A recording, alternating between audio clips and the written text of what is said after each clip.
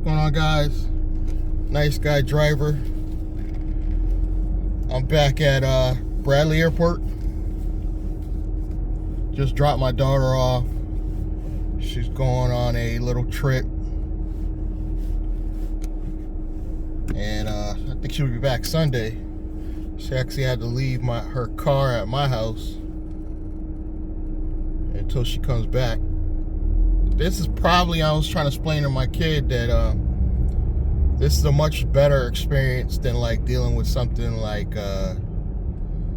LaGuardia or some of these bigger airports. I'm pretty sure LAX is a disaster.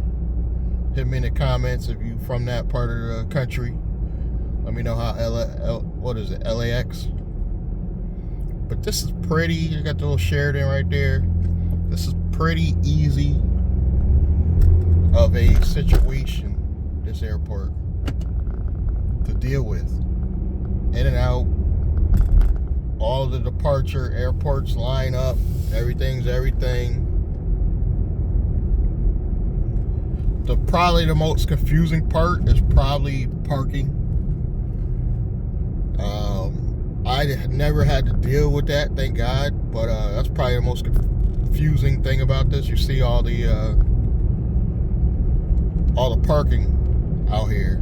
You gotta know definitely your lot number and all that extra red tape. Thank God I don't have to deal with that. I don't even believe you should stay in airports and just sit and wait for rides. As you can see, I'm just leaving the airport. My app's not on. I won't turn the app back on and probably until I hit like Hartford, because it'll keep pulling me to upstate Connecticut if I let it. If I let it, it'll just keep bringing me back upstate Connecticut, further and further up into Mass. And those are not the rides I want. So, in the airport trips, I'm realizing now they don't pay what they used to pay. For example, from New Britain to here where I currently am, used to pay anywhere from about $20 to $25. And guaranteed they'll charge on a low end $50, $60 for the trip.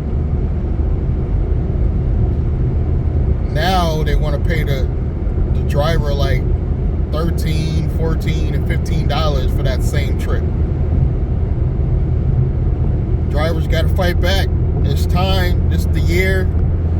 This, I believe, is truly the year to fight back. This is that year.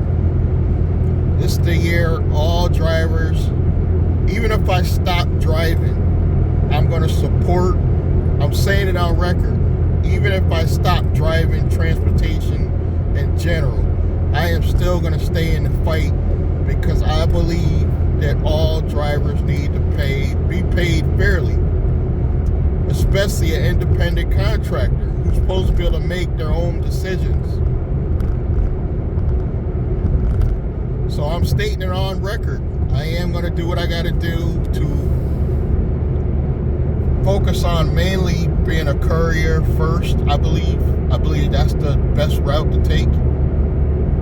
I probably will, whatever vehicle that is, I'm probably going to still be on the Uber Lyft platform, but that'll solely be to steal customers.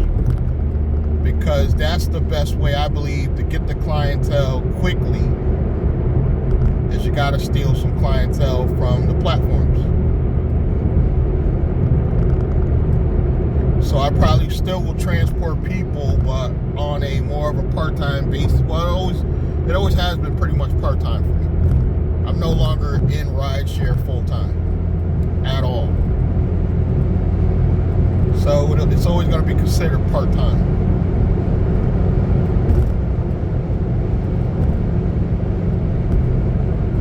As far as I'm concerned, it's always going to be part-time, because to do it full time, I just feel like it's way too much wear and tear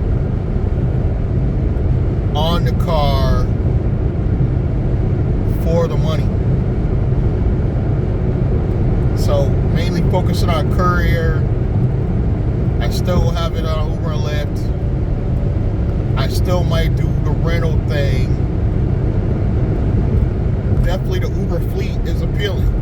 I understand what the rideshare professor is saying.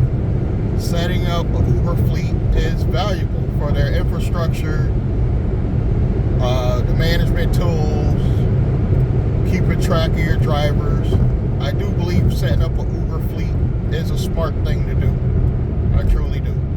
I was going way too fast and I see a cop.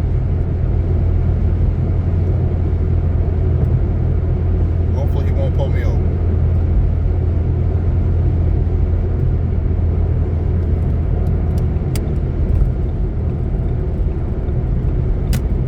Okay, I think we're in the clear. Woo! That was a close one. Y'all see that, trooper? You guys can't tell, but I was doing at least 80. I'm nothing crazy, but those people doing faster than me, but I was doing at least 80 myself. I can't say I wasn't. But where was I? Yeah, the goal is to become a courier because they don't want to pay for even airport trips. Bradley, they don't even sit at the airport anymore. I think those days are over. I think drivers start to finally realize that airports is not where it is anymore. I think New Haven is one of those cities that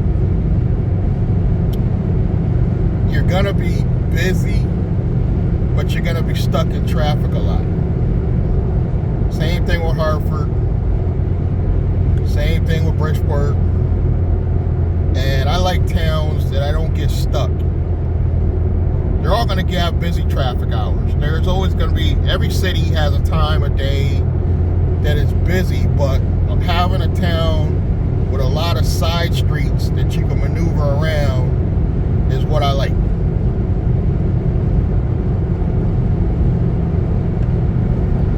So I just want to give you guys an idea of what the scenery is like leaving.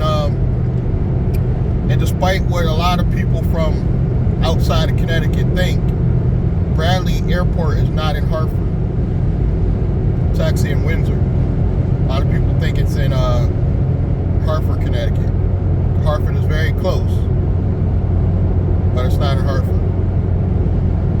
But thank you guys for enjoying this little short road trip with me. Actually, I think I'll go a little further, let some of you see the Connecticut scenery while I'm not getting any glare. The only reason why I'm not getting any glare today, it's one of those cloudy, rainy days. And although it's great footage,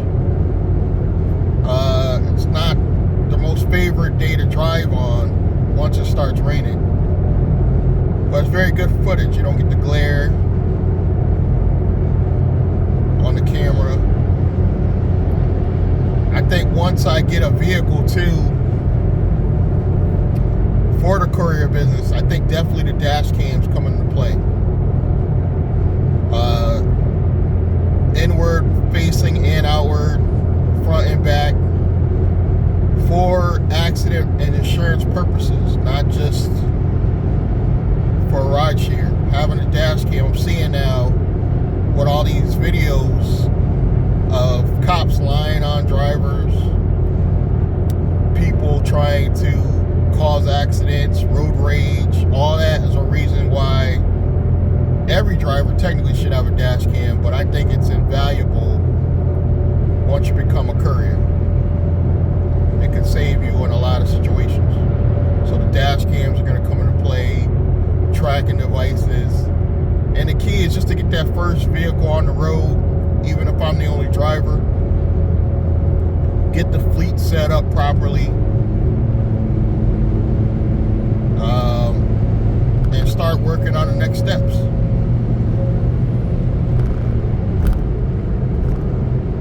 And the next step should be